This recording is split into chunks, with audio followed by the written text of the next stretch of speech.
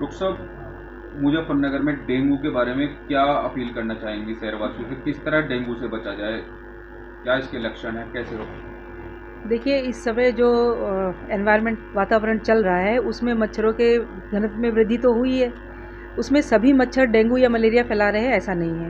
लगभग 3,500 से ज़्यादा वैरायटी है मच्छरों की, जिसमें 3 ही मच्छर जो हैं जो रोग का कारण बनते हैं। उसमें जो डेंगू और चिकनगुनिया फैलाने वाला मच्छर है वो घरों के अंदर पैदा होता है।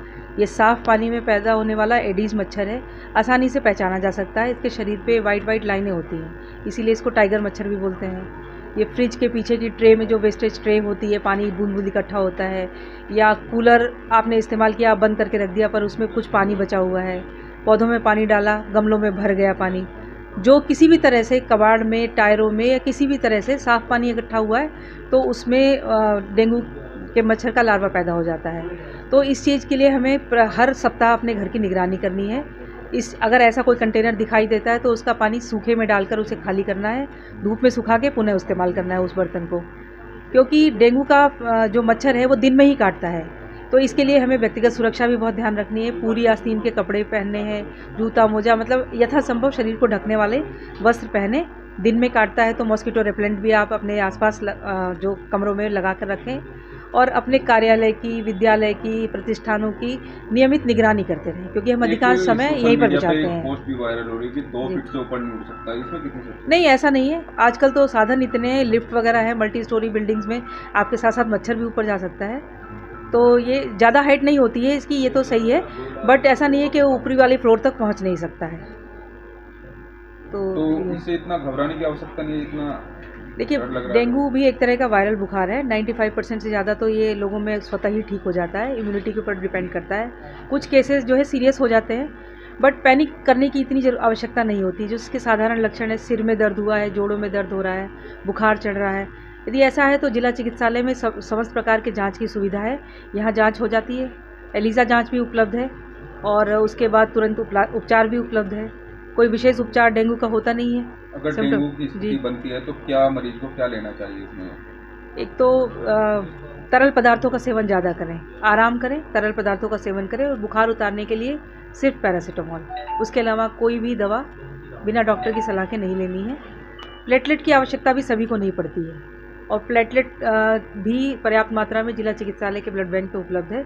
समस्त प्रकार के उपचार की सुविधाएं उपलब्ध हैं यहाँ पर। जाँच एवं उपचार निःशुल्क है टोटल, और मैं जनपद वासियों से यही कहना चाहूँगी। अस्पताल में क्या व्यवस्था कर रखी है आपने एक्स्ट्रा? मुजफ्फरनगर की जिला अस्पताल में व्यवस्था है। यहाँ 10 बेड हमारे आरक्षित हैं, 25 बेड का वार्ड है। अगर ज़रूरत पड़ती है तो हम पूरा करेंगे।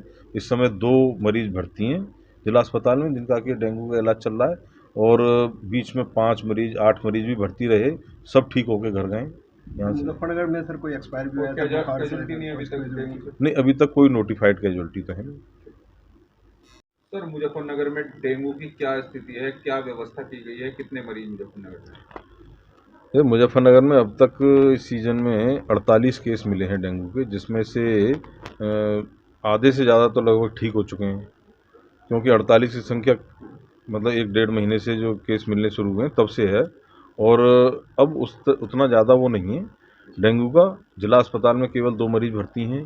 प्राइवेट अस्पतालों से भी हम रोज़ाना सूचना लेते हैं, वहाँ भी कमी आ रही है। और जो डेंगू के पॉजिटिव जो उतार रहे हैं लोग, वो असल में क्या है, आम आदमी ने बुखार का पर्यायवाची शब्द डेंगू बना दिया है। वो हर बुखार को डेंगू कहते हैं। तो मेरी तो ये सलाह है, और मैं यही कहा भी है हर बार, कि अगर बुखार होता है तो किसी योग्य चिकित्सक से सलाह लें, और बुखार की जांच जरूर कराएं कि वो बुखार वायरल है, मलेरिया है, टाइफाइड है, क्या है। सर, बुढ़ाना क्षेत्र में एक बुखार का प्रकोप चल रहा है, जिससे कई मौत भी हो चुकी है, तो वो नहीं, क्या मामला है? बुढ़ाना में कोई मौत नहीं हुई अब तक। कल पूरे दिन में वहीं लुसाना गांव में रहा था, जिसकी की चर्चा चल रही है, और लुसाना गांव में जो 3 मौत हुई थी उनका हमने पूरी जांच पड़ताल करके उनकी वो की है। उनमें से जो निरंजन हैं जिनकी मौत हुई है, उनके दोनों गुर्दे खराब थे और वो डायलिसिस पे चल रहे थे, और मेरठ के अस्पताल वालों ने जवाब दे दिया था, और वो मेरठ उन्हें इसीलिए अपने घर ले आए थे।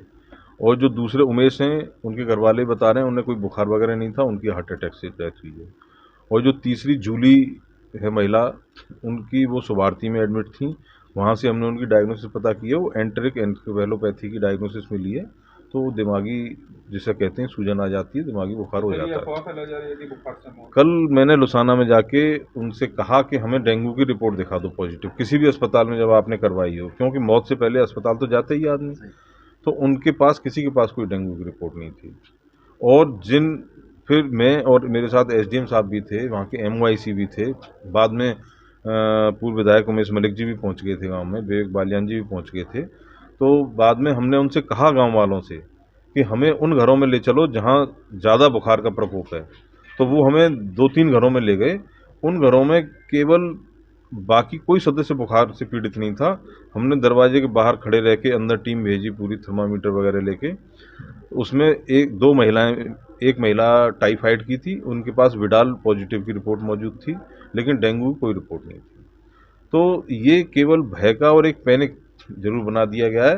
तो इससे मेरी तो पूरी जनता से अपील है आप लोगों के माध्यम से कि डेंगू का पूरा इंतजाम है, और डेंगू की रिपोर्ट को जो प्राइवेट पैथोलॉजी वाले बता देते हैं पॉजिटिव है, इसका कंफर्मेशन एलाइजा टेस्ट से होता है। सर देहात में किस तरह काम कर रहे हैं? देहात में इस तरह काम कर रही है जैसे कि कल हमने टीम को भेजा था, या जहाँ से भी सूचना मिलती है हमें कि उस गांव में बुखार है, प्रधान जी की सूचना मिले या किसी जनप्रतिनिधि की या हमारे स्टाफ द्वारा सूचना मिलती है, तो गांव में हमारा जो आशाएं हैं हमारी, उनसे हम सर्वे कराते हैं। कल भी हमने लुसाना में आशाओं से डोर टू डोर सर्वे कराया है, घर घर जाके। और आशाएं हमारी कर भी लेती हैं सर्वे, क्योंकि 200-250 घरों के बीच में एक आशा होती है और उसी गांव की रहने वाली होती हैं, तो उनका पे विश्वास भी होता है गांव वालों को। तो कल भी हमने लुसाना में 112 लोगों की आशाओं ने लिस्ट बनाई और वो वहाँ आए, उनकी जांच करवाई। उनमें 32 को हल्का सा बुखार वगैरह था, उसमें जांच की गई, न तो किसी को मलेरिया निकला, न डेंगू निकला, न टाइफाइड निकला। 32 लोगों की जांच की गई, और उनके ये जांच तो ऐसी है कि वहीं की जाती है और गांव वालों के सामने की जाती है। तो इसमें कोई ये भी नहीं है कि पैथोलॉजी से रिपोर्ट लेके और शाम को ले जाना है, वो ले जाना, वहीं 10-15 मिनट में साथ ही साथ जांच होती है।